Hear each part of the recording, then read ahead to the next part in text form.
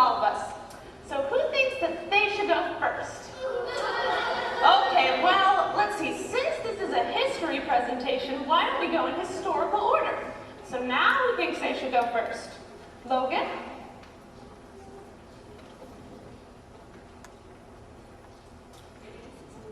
I think I should be first. My presentation is on Christopher Columbus. Christopher Columbus loved the sea. He wanted more than anything else to sail on great ships and learn all he could about the sea. He studied maps and learned much. In his day, traveling west of Europe meant traveling in the Sea of Darkness. Everyone believed the earth was flat and there were sea monsters and boiling spots in the Sea of Darkness. And no one wanted to cross that scary sea. No one, that is, but... 1492, in 1492, Columbus sailed across the sea in 1492. For 70 days he sailed, for 70 days he sailed. Columbus sailed across the sea, for 70 days he sailed. He came to Wonderland, he came to Wonderland. Columbus sailed across the sea. To bring a godly influence to the New World. But during that 100-year period, Spain sent many more ships to explore the New World. And Amerigo Vespucci was actually the first one to discover the continent of North America. Lots of explorers came and looked for riches like Columbus did. In fact, King James I even joined the search. He took a trip and sent people all the way over to America, and they landed in a town called Jamestown in 1607. Now, does anyone remember the name of the 3 ships they sailed on? The Susan Constant, the Godspeed, and the Discovery. Right, the Discovery. Go ahead, Sebastian. The Pilgrims were actually first called separatists. They were called this because they wanted to separate from the government church in England. They came to this country so they can worship God the way that they wanted to. They came to America to find freedom.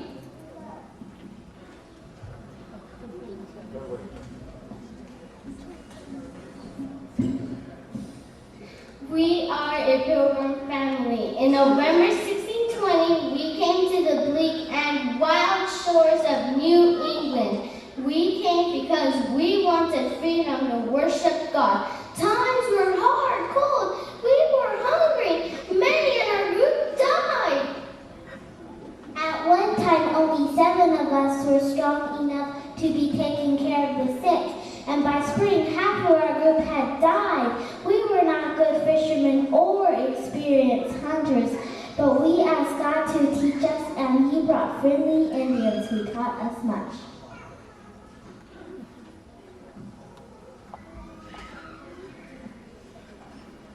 One of the most famous Indians is Squanto. He was referred to by the Pilgrims as an instrument of God. He taught the Pilgrims how to fish, hunt, and farm, and became a faithful friend to this group of believers. Why do you not eat fish? Because we do not have any hooks. Then use nets. We do not have nets either. Well, come and I teach you how to make nets from tall grass. And show them how to make maple sugar from the big maple tree.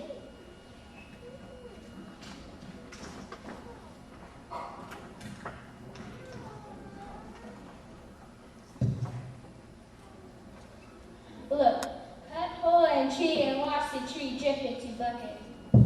Tastes comforting, very hot.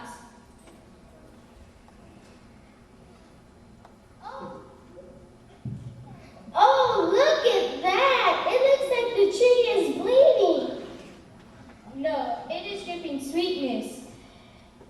No, it is dripping sweetness. Squanto was always full of surprises. The children watched as he caught nets full of small fish. Then he took them and showed them something amazing. Squanto digs a hole and puts 3 small fish into the hole. Then he puts a small kernel of corn and a few bean seeds into the hole. Then he covers the hole and moves on to make a second hole.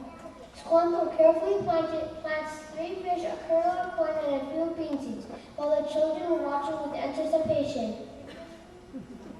Mother! Squanto is planting fish to make corn!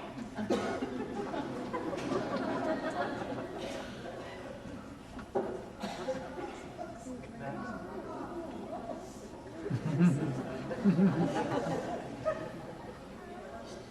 get hungry, the ground gets hungry. The fish help the ground to grow corn. Everyone join in to dig holes and plant fish and seeds. Today we call this process fertilizing. Squanto also taught them how to plant squash, pumpkins, and other important vegetables.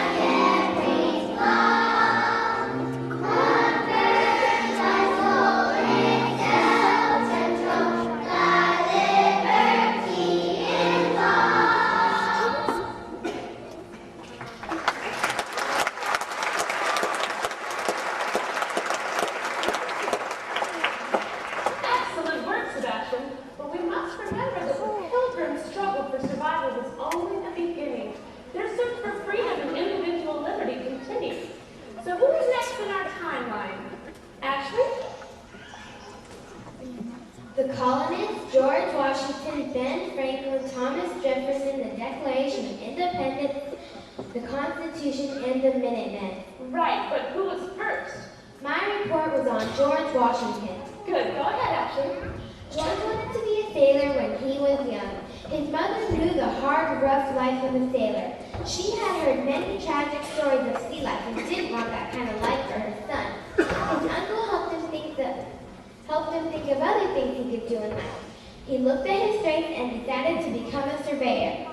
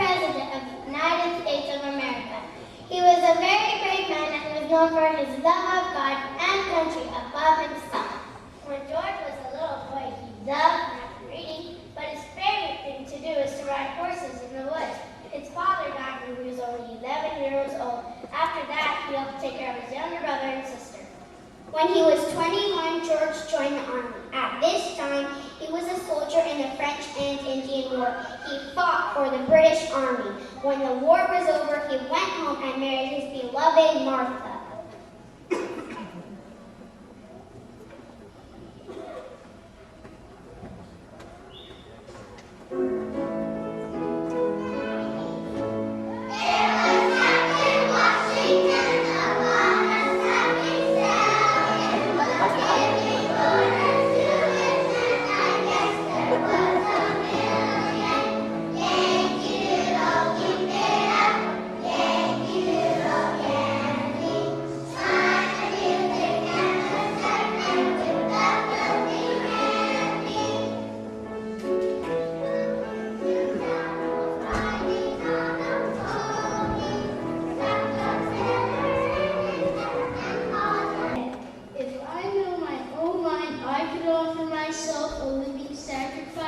To the butchering enemy, provided that would contribute to the people's ease.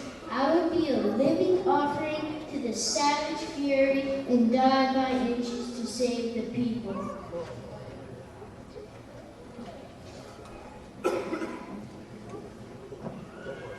He stayed with his soldiers, even when they tried to get him to leave. Often the battle seemed hopeless, but Washington would remind his men that God was with them. They just had to have faith and persevere. He was the most beloved of all America's leaders. Many things have been named after George Washington, the capital of our country, a state, a great Shining rim. He said that the bugles called his name. He knew that his country needed him. He answered, "Come in," and marched away for many a night and many a day. Perhaps the marches were hot and long. He'd think of the river flowing by, or camping under the winter sky. Would hear the whippoorwill's far-off song. For the soldier in peace or strife, he loved America all his life. Washington! Okay, Nicole. Thomas Jefferson, my main man. He was amazing and talented, just like me. I can see that you've been waiting, Nicole. Why don't you tell us about your hero? He was quite a man. He loved to learn. He always asked himself questions no matter what he did or where he went. He always carried a notebook and wrote down answers to his questions as he figured them out. He was interested in everything: animals, grass, trees, rock formations, everything. He designed his own traveling writing desk. Today, his desks are worth a fortune on the roadshow. It was the size of a large book. It opened up into a desk that could be opened up to a writing desk. It had a drawer to hold paper and ink and quill pens. He used it when he was chosen to write the Declaration of Independence.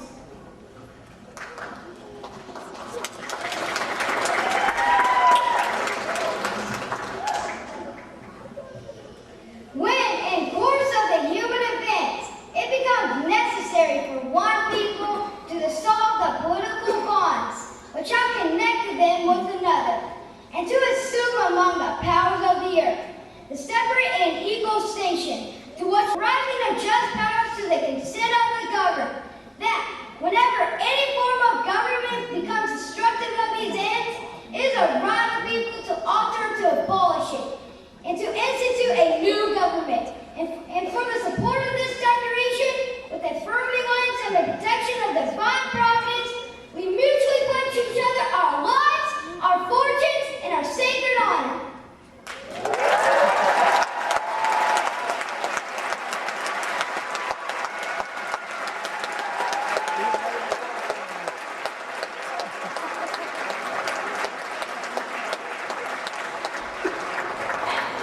Nicole, is there anything else we need to know about Thomas Jefferson?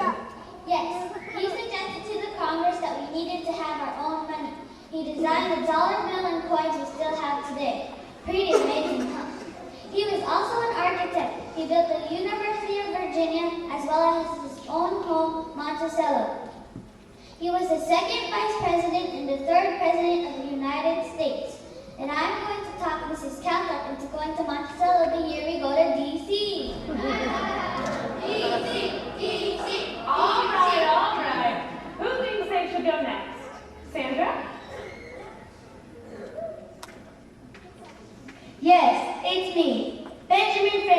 born in 1706, the youngest of 17 children. He loved to read, and his father saw on just how bright his youngest son was.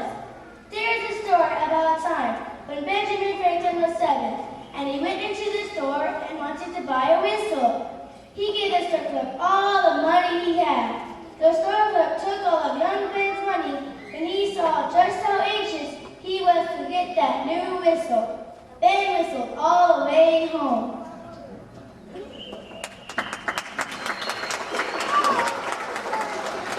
Nice whistle, Ben. What else did you buy with your money? Let's see it. Nothing. I gave the man all my money for this whistle. Why, Ben, you could have bought candy or other fine toys as well for that much money. You paid way too much for that silly. He used that and many other experiences when he wrote Poor Richard's Almanac. When he was tempted to buy something unnecessary, he would say to himself,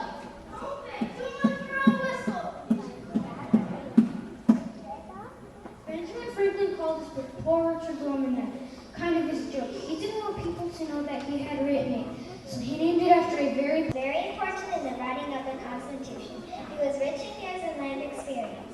He enjoyed a full life by the time the founding fathers gathered in that stuffy room in Philadelphia in the summer of 1787.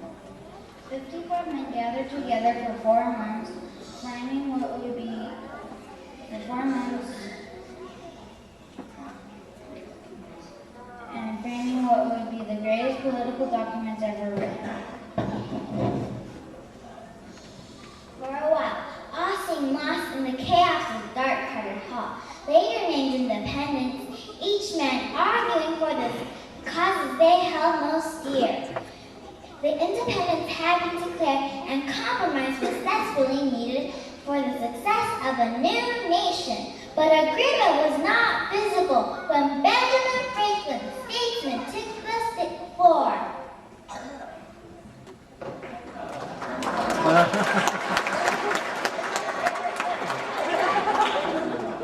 I have lived, sir, a long time, and the longer I live, the more convincing proofs I see of this truth. That God governs in the affairs of man, and if a sparrow cannot fall to the ground without his notice, is it probable that an empire can rise without his aid? We have been assured, sir, in the sacred writings that except the Lord build a house, they labor in vain that build this. I firmly believe this.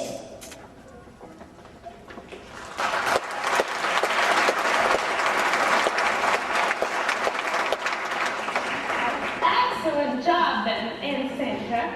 He was a very inspirational man indeed. In fact, we still use many of Franklin the inventor's ideas today. Do you know he almost killed himself once testing the power of a lightning bolt? Speaking of fireworks, who is next? Kevin?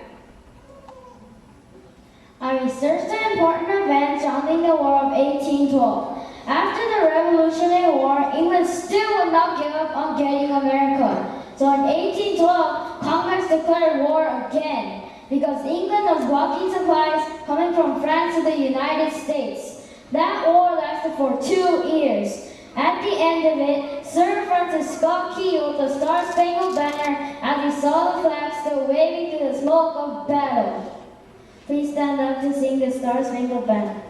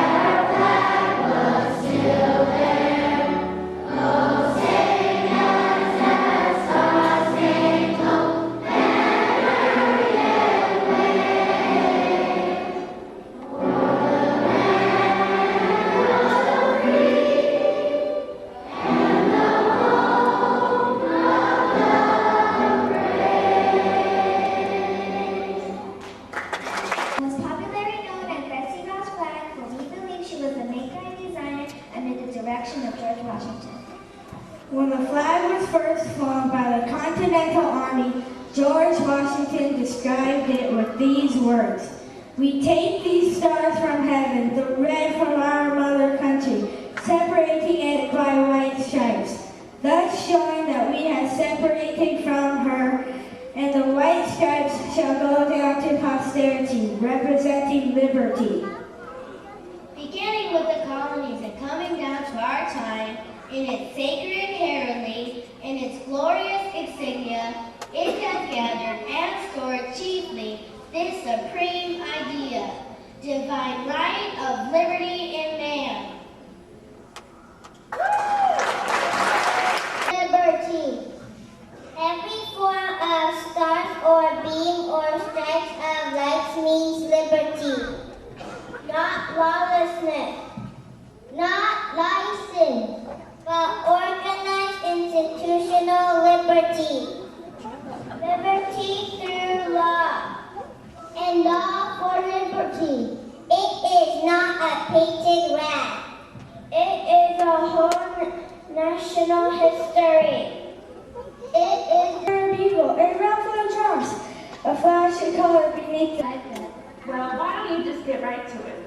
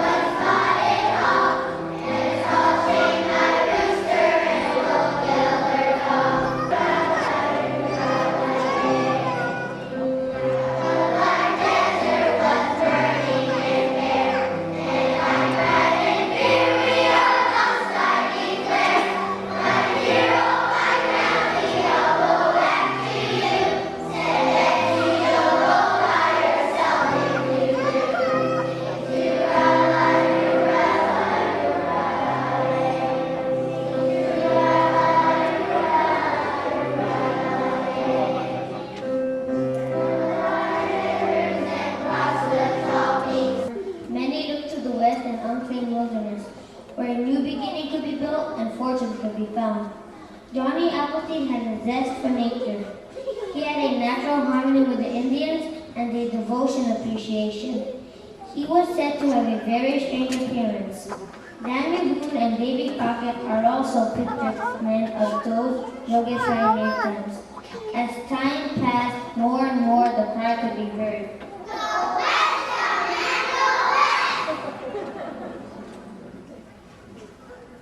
Wagon trains slowly trot the western movement. Families with all their stuff in the train wagons, with their dogs and their cats and all their stuff.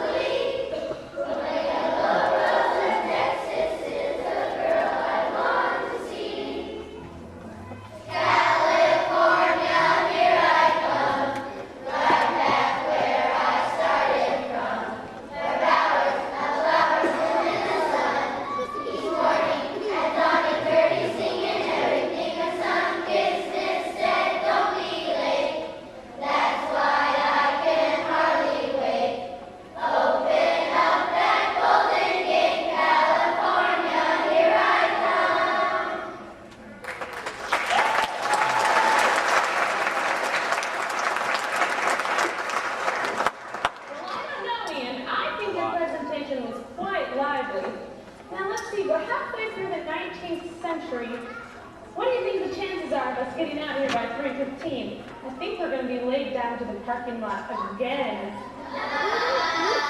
Oh, well, who's next? Mariah? I think it's me, Abraham Lincoln.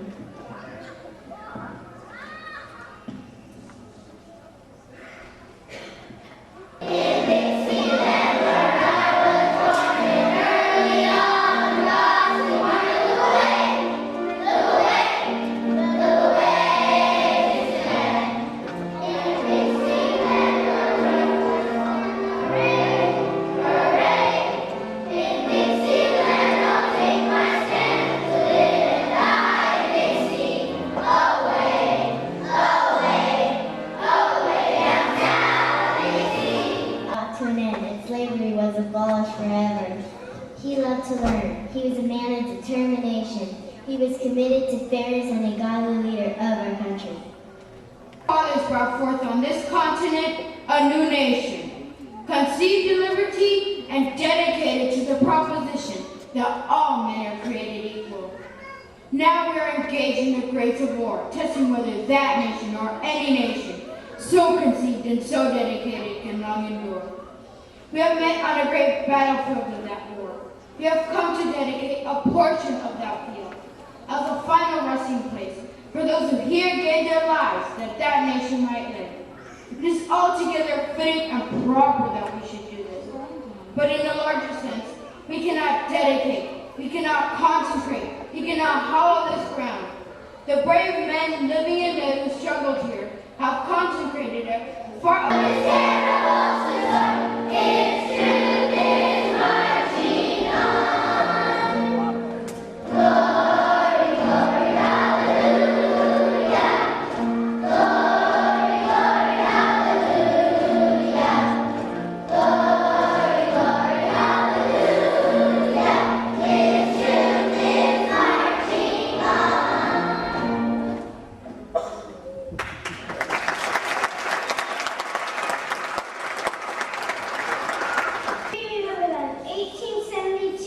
When he was shot by John Wilkes Booth, he went to be with the Lord.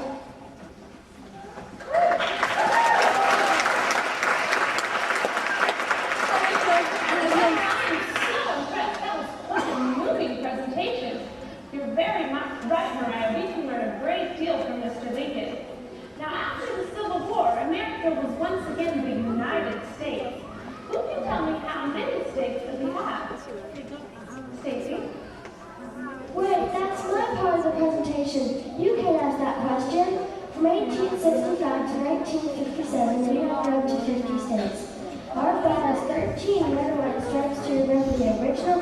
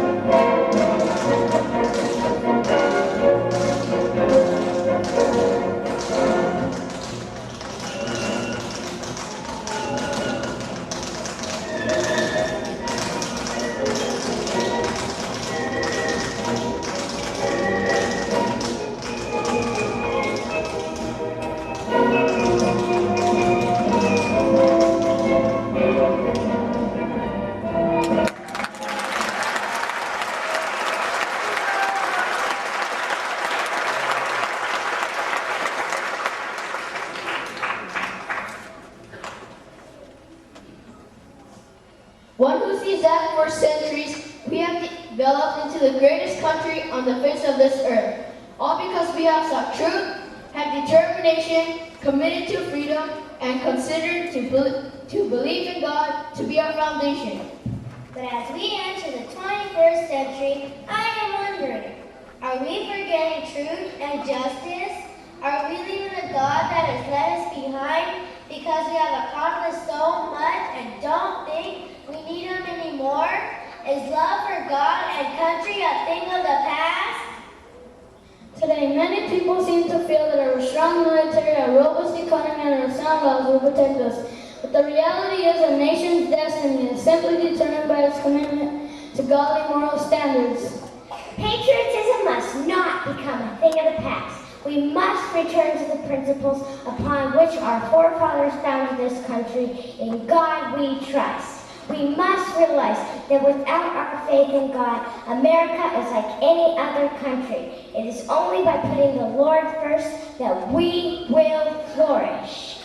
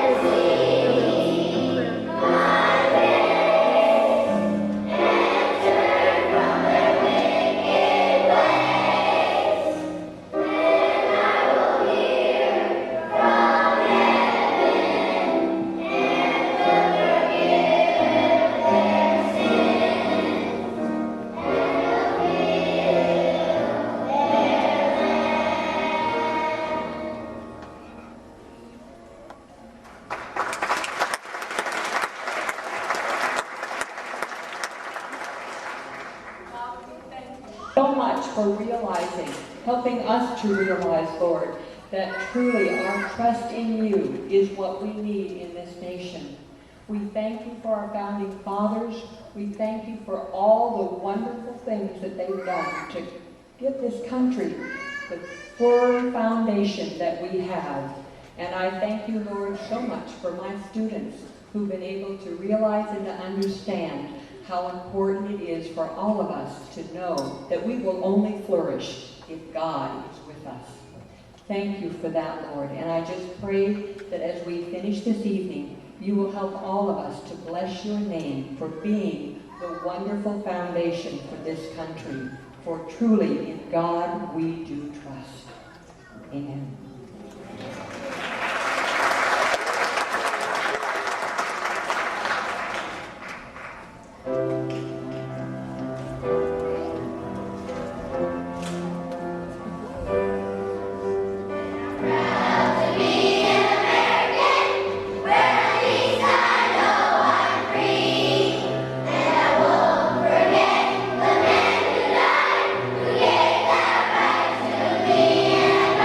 Please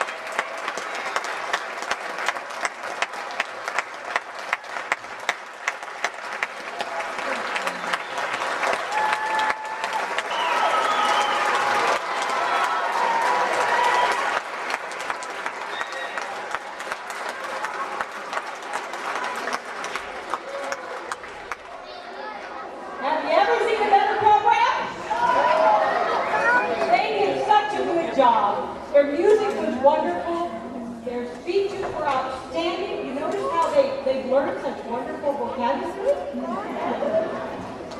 I'd like you to take pictures. I'd like you to clap and thank several of my staff members. Mrs. McKinley helps with the music.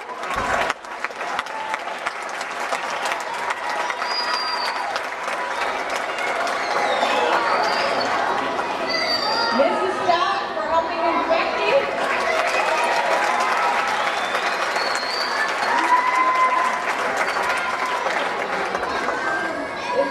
They're not in here, but Mrs. Pino and Mrs. Hart are doing all the clothing and threading.